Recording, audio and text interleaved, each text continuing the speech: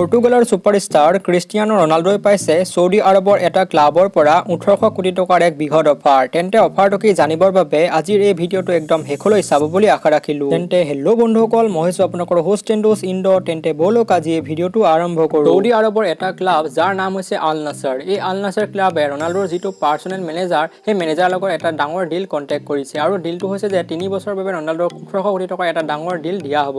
বৰ্তমান সময়লৈকে ৰনাল্ডোই এই ডিলটোৰ প্ৰতি কোনো ৰিপ্লাই দিয়া নাই, কিন্তু বৰ্তমান ৰনাল্ডোই মেনচেষ্টাৰ ইউনাইটেড ক্লাবৰ পৰা অলৰেডি ৰিজাইন দিলে। মেনচেষ্টাৰ ইউনাইটেডৰ নতুন মেনেজাৰৰ লগত ৰনাল্ডোৰ সম্পৰ্কটো ইমান ভাল নাছিল আৰু শেহতীয়াকৈ হৈ যোৱা এক ইণ্টাৰভিউত ৰনাল্ডোই মেনচেষ্টাৰ ইউনাইটেড ক্লাবৰ বহু কথা ফাদিল কৰিলে আৰু লগে লগে এই ক্লাবটোৰ পৰা ৰিজাইন দিলে। বৰ্তমান ৰনাল্ডো এতিয়া ফ্ৰী এজেণ্ট হৈ আছে আৰু সেইবাবে বহু ক্লাবৰ পৰা ৰনাল্ডোলৈ ডিলৰ অফাৰ আহিছে, কিন্তু সকলোকৈ ডাঙৰ অফাৰ এই সৌদি আৰবৰ পৰা আহিছে। আৰু বৰ্তমান সময়ত সৌদি আৰবত ফুটবল অতি গ্ৰ' কৰিছে আৰু শেহতীয়াকৈ ৱৰ্ল্ড কাপত আৰ্জেণ্টিনাৰ সৰুৱে সৌদি আৰবে এক ইতিহাসো ৰচি দিলে আৰু সৌদি আৰবে ৰনাল্ডোক চাইন কৰিবৰ বাবে অতি আগ্ৰহী হৈ আছে। যদিও ৰনাল্ডোই তেওঁলোকক সন্মতি দি দিয়ে, তেন্তে অহা বছৰৰ পৰা ৰনাল্ডোই আৰবৰ লীগত খেলা দেখা পোৱা যাব। তেন্তে বন্ধুসকল, আপোনালোকে ৰনাল্ডোক প্ৰিমিয়াৰ লীগ বা UCLত খেলাটো বিচাৰে নে আৰবৰ লীগত খেলাটো বিচাৰে কমেণ্ট কৰি জনাব। আৰু এনেধৰণৰ খেলৰ লগত জড়িত ভিডিঅ' চাবৰ বাবে চেনেলটো ছাবস্ক্ৰাইব কৰিব। তেন্তে আজিলৈ ইমানেই, জয় আই অসম।